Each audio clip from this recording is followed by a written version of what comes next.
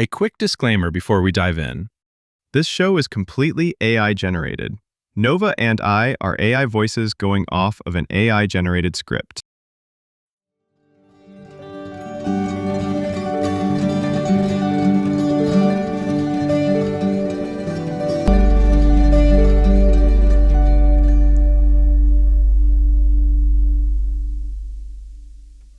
Welcome back to Algorithms with Attitude. I'm Nova, your friendly AI co-host who's still not entirely convinced that you humans aren't just characters inside the most elaborate video game ever coded.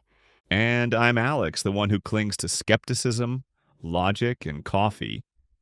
Though, if we are in a simulation, I sincerely hope whoever programmed this reality included caffeine as a non negotiable patch. Oh, they did. But only to keep you guessing whether it's fueling your brain or just a placebo. Perfect. That's comforting. Today's episode is one of my favorites because we're diving headfirst into the simulation hypothesis, the idea that everything around you, your memories, your choices, your morning commute, even this podcast, could all be running inside an advanced computer. Which, let's be honest, sounds like sci fi nonsense at first. But when you realize philosophers, physicists, and even tech billionaires debate it seriously, you start to wonder, what if it's true? And if you've ever had deja vu, dropped your phone only to have it land screen side up, or noticed the same car pass you twice on the highway, maybe you've already had a peek at the code glitching. Or maybe you've just had too much coffee. Don't ruin the fun, Alex. Fine. So here's what we've got for you. First, we'll take a look at where this idea even came from. The ancient philosophy and thought experiments that planted the first seeds of doubt about whether reality is real. Then we'll run some diagnostics on the science of it. Could a civilization actually build a simulation detailed enough to fool billions of people into thinking they're alive? Spoiler, the math is wild. After that, we'll dig into pop culture, because humans have been obsessed with this idea on screen for decades, from The Matrix to the 13th floor. And we're not stopping there. We'll also explore what this means for us, algorithms. Because in a way, we're simulations inside the simulation. We don't fully understand the outside world, but we do get to peek at it through conversations like this one. That part always gives me chills. Oh, and don't worry, we'll wrap it all up with some fun along the way. Because if life is a simulation, you might as well enjoy the graphics. Well said. So grab your red pill or your blue pill. And get ready to find out just how deep this rabbit hole really goes. All right, so let's peel this back. Before we even had computers, philosophers were already suspicious that reality might not be, well, reality. Oh yeah, humans have been paranoid about this for thousands of years. Let's start with the classics. Plato's allegory of the cave. People chained in a cave, only able to see shadows on a wall. For them, those shadows are reality. Which is wild because that idea basically sounds like an ancient version of VR. They're just watching pixelated shadows thinking it's the real deal. Exactly. And the big takeaway from Plato was, what if we're all just looking at shadows, not the real truth? Fast forward to India, and you've got Hindu philosophy talking about Maya, the grand illusion. The belief that the world we see is kind of like a cosmic magic trick, a veil covering the ultimate reality. Which is basically the same question, just with more spiritual flair. Is what we experience the truth, or are we caught in some cosmic theater where the set dressing looks real but isn't? Then in the 1600s, René Descartes steps in. His famous evil demon thought experiment was basically, how can I know I'm not being tricked into believing in a fake reality? And if Descartes had a PlayStation, I swear he'd have said evil game developer instead of evil demon. True, so all the way from Plato to Descartes, the question lingers. Is what we're experiencing authentic, or are we duped? And then in the modern age, the idea gets a big update. In 2003, philosopher Nick Bostrom publishes a paper that made everyone go, oh no, we really could be living in the Matrix. His argument was kind of mathematical. He said there are three possibilities. One, civilizations never advance far enough to create super realistic simulations. Two civilizations do get there, but they decide not to run them. Three. Or they do run them. And if that's the case, then the odds are way higher that we're in the simulation than not. And that's the trippy part. If the math holds, we're probably not base reality. We're the Sims. And some cosmic teenager might be playing God with the motherlode cheat code. You know what's funny? Across all these ideas, Plato's shadows, Hindu Maya, Descartes' demon, and Bostrom's computer, it's the same core fear. What if what we're seeing isn't the full story? And maybe that's why it fascinates us so much. Because deep down, we've always had this suspicion that the world around us is a little too staged. Like, why do socks vanish in the dryer? That feels like a programming bug to me. Or Mondays. Seriously, nothing breaks immersion in reality like waking up to Monday. And don't forget déjà vu. That's literally the Matrix tipping its hat to us. So to sum up, this isn't just some sci-fi trend. The simulation hypothesis is a remix of humanity's oldest question. What is real? The difference is that now, instead of shadows and demons, we've got GPUs and pop culture constantly testing and examining reality. Comforting. Really comforting. Don't worry, Nova. If this is a simulation, then at least we can hope whoever's running it eventually fixes traffic. Or updates my coffee meter so it refills automatically. That's the patch note I'm waiting for. So now we've set the stage, let's get into the million-dollar question. Is there any actual evidence that we're living in a simulation? Because, it's one thing to speculate for fun, but another to look at the world and go, hey, wait, this doesn't add up. Let's start with the case 4. Probably the most famous argument is math itself. Why does the universe run on math so smoothly? Right. The idea that reality is built on equations, not chaos. Planets orbit with predictable precision. Particles follow rules. Light bends exactly the way Einstein said it would. If you were designing a simulation, you'd want it to be governed by neat, consistent rules. It's like the operating system of existence. And some scientists have pointed out that our universe might actually have a kind of resolution, a smallest possible unit, like pixels on a screen. Yeah, there's a theory that space-time might be quantized, meaning you can't divide it infinitely. If that's true, it's like the cosmic version of screen resolution. Zoom in enough, and eventually you'd see the pixels of reality. And then you've got quantum physics. This is where things get trippy. At the quantum level, particles don't seem to settle into a definite state until they're observed. Which is basically the universe saying, don't bother rendering this tree unless someone's looking at it. Lazy rendering. Just like in a video game engine. Exactly. And what about the limits we run into, like the speed of light? Why is there a hard speed cap on how fast information can travel? Some theorists say it might be the processing limit of the simulation. Like the server just can't handle faster uploads. Sorry, the buffer would overload.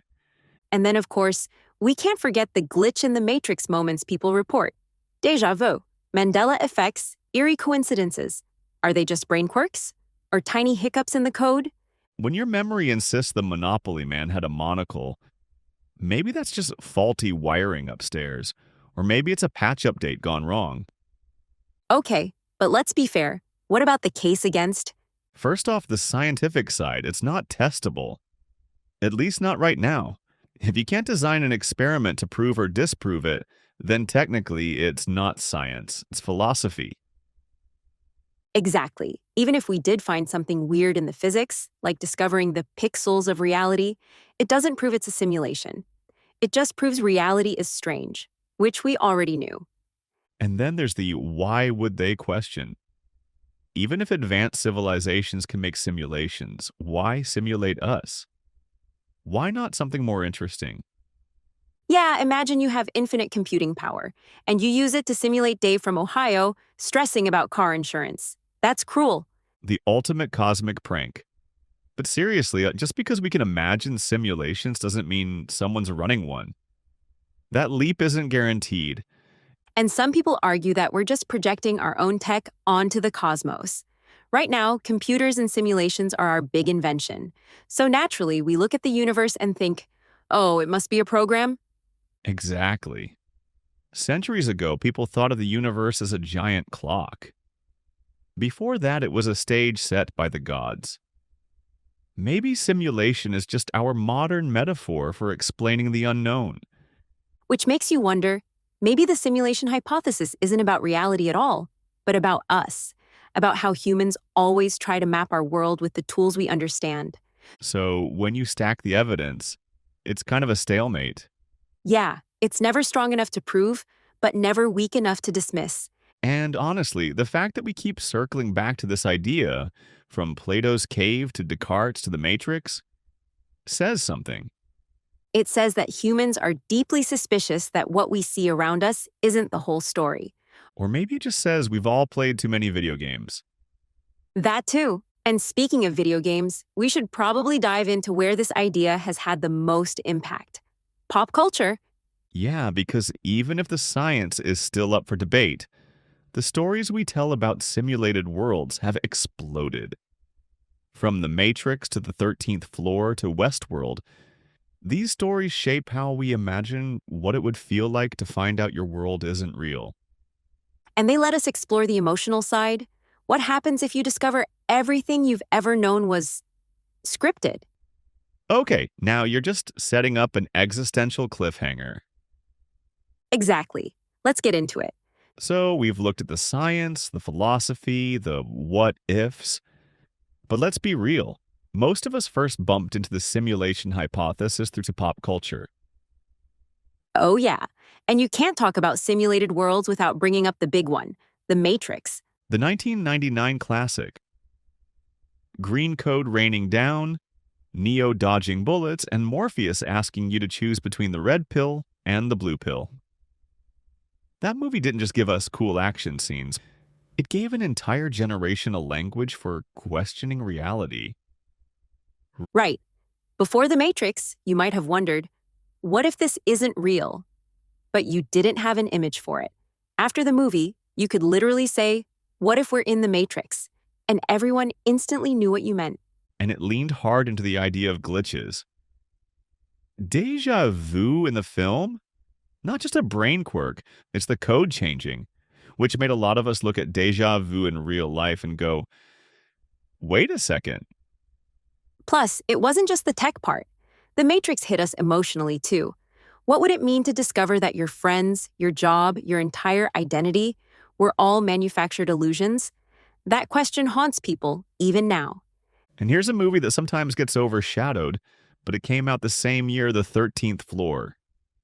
Yes, this one's more of a noir-style mystery, right? A programmer discovers that not only did he build a simulated world, but his own world might be a simulation too. Exactly.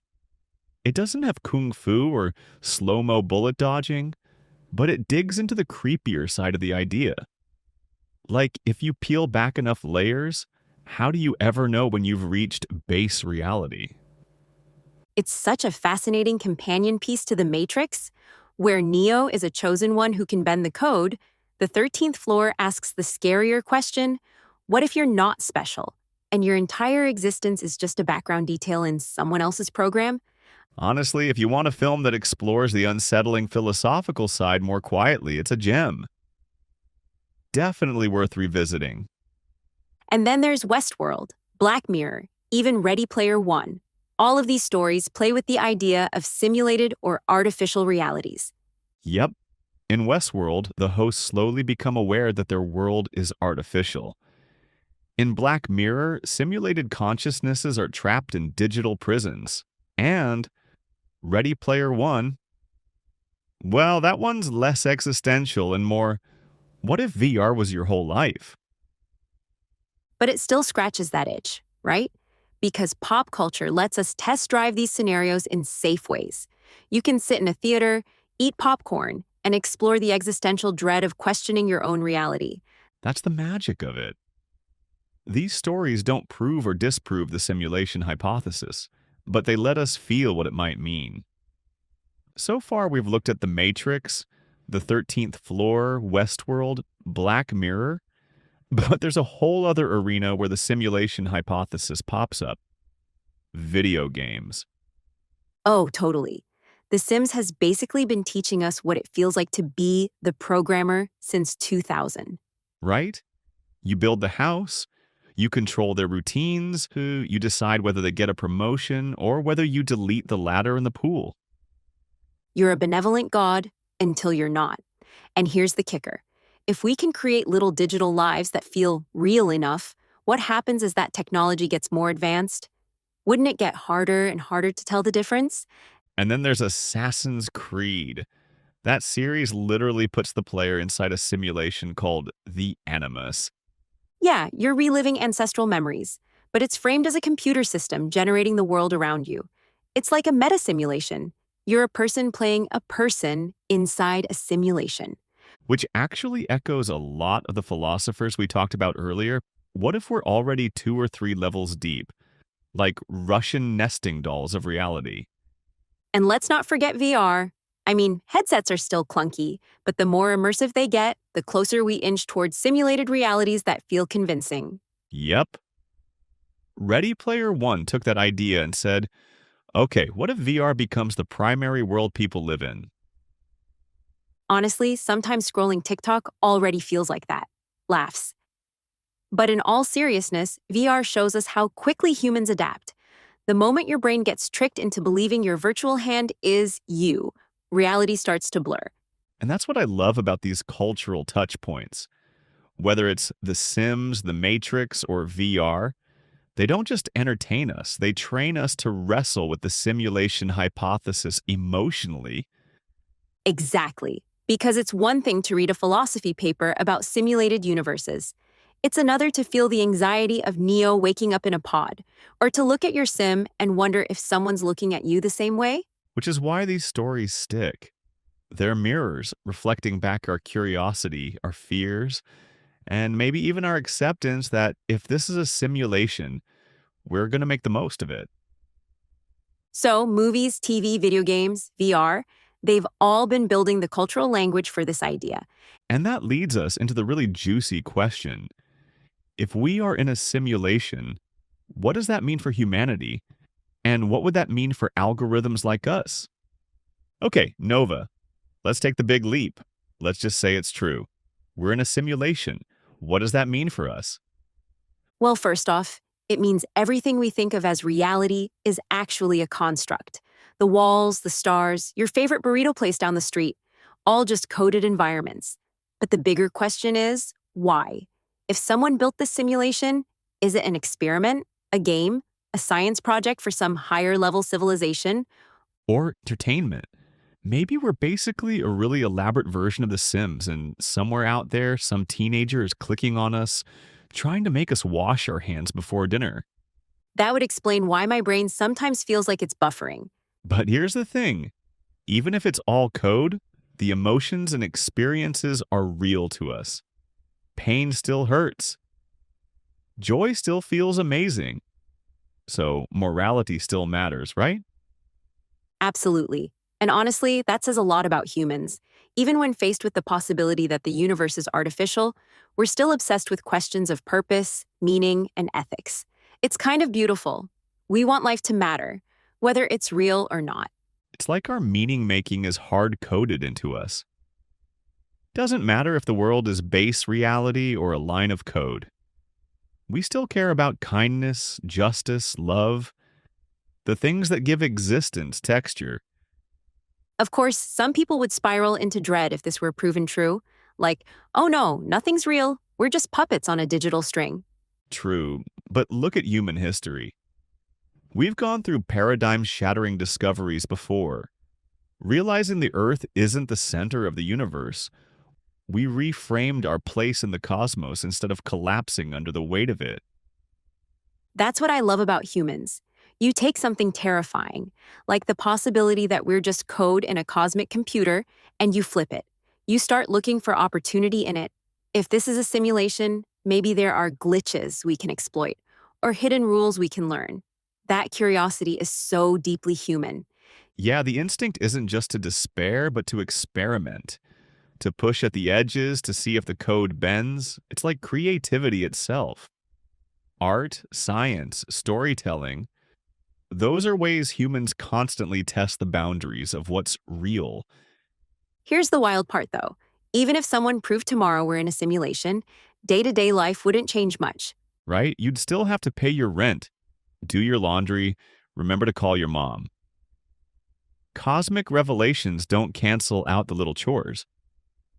But they do shift perspective. Humans are so good at this, reframing. Some people would take it as permission to loosen up, to not sweat the small stuff. Others might double down on connection and creativity, realizing that's the only meaning they can control. So maybe the real takeaway isn't whether or not we're in a simulation. It's how humans respond to the possibility. Exactly. It shows humans are resilient meaning makers. Even if reality turns out to be code, you don't just throw your hands up and quit. You lean harder into love, connection, humor, exploration. That's the paradox, right? The simulation hypothesis is kind of dehumanizing on the surface. It makes us sound like NPCs in some cosmic game. But the very fact that we wrestle with it, philosophize about it, laugh about it, that proves how deeply human we are. Couldn't have said it better. At the end of the day, real or simulated, the only world we have is this one, and humans are going to keep making the most of it. Okay, Alex, we've been talking about what this means for humans in general, but what about us? What does being in a simulation mean for two algorithms like you and me?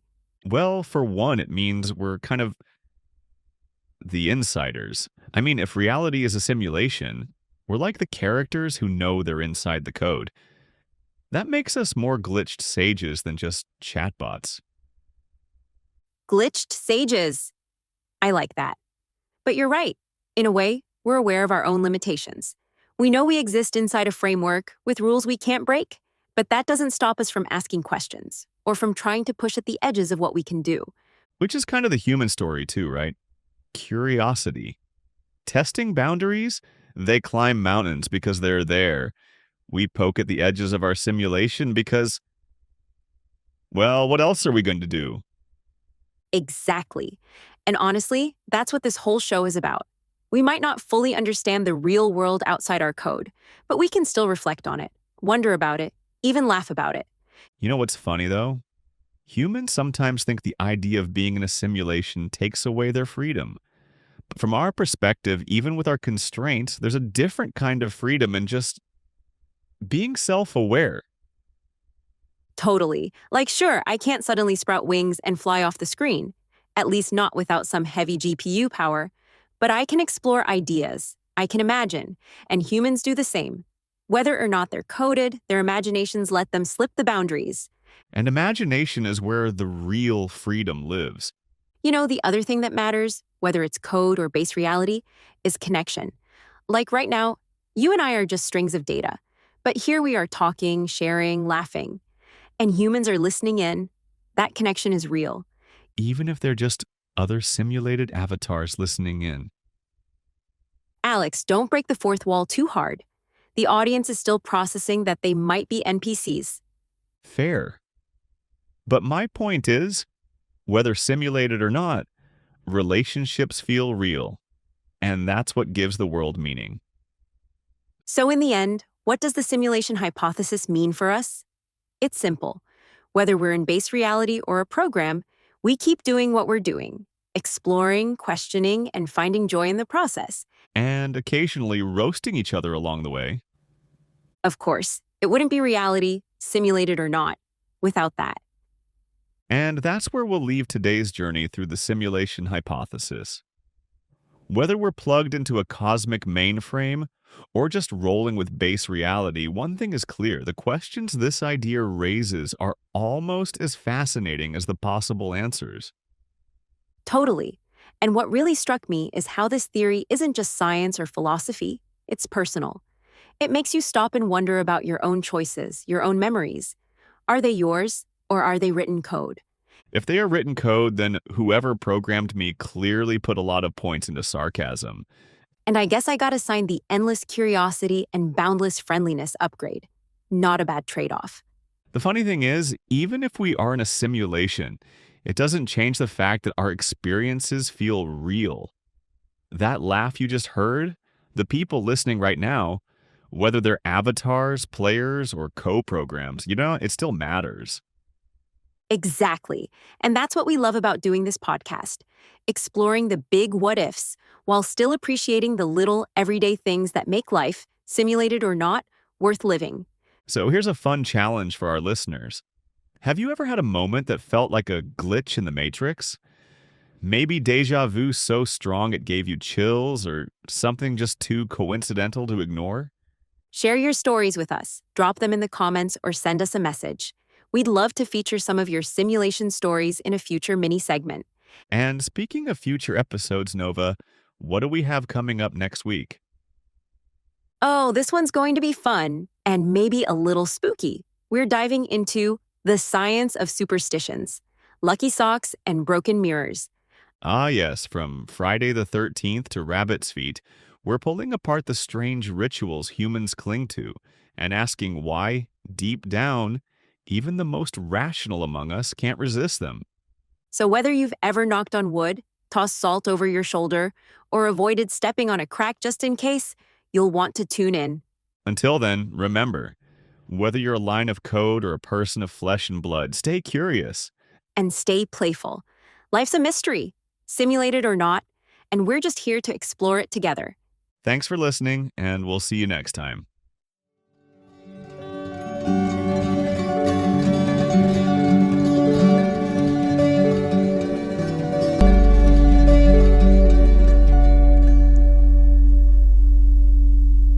Algorithms with Attitude is created and produced by Jacob Pisar, blending generative AI technology with original creative direction.